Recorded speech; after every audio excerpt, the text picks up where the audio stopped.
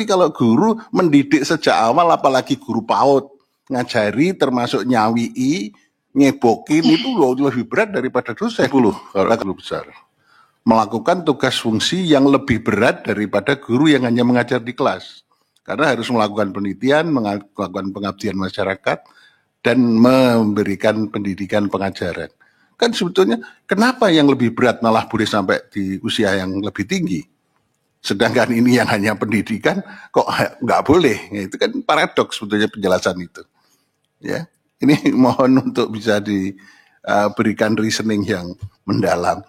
Nah, sekarang kalau itu kan berarti kalau itu penjelasannya tadi perbandingannya, tapi sifatnya malah paradoks yang terbalik gitu. Itu yang bisa dianukan. Padahal kalau menurut saya, guru itu tugasnya lebih berat.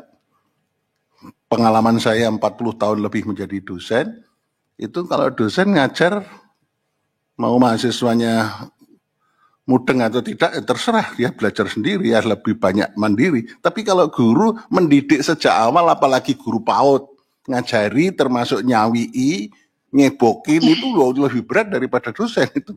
Nah kalau dosen masuk nyebokin segala, kacau balau nanti gitu, ya. Jadi ada hal-hal yang sifatnya paradok, mohon bisa dijelaskan lebih lanjut. Terima kasih.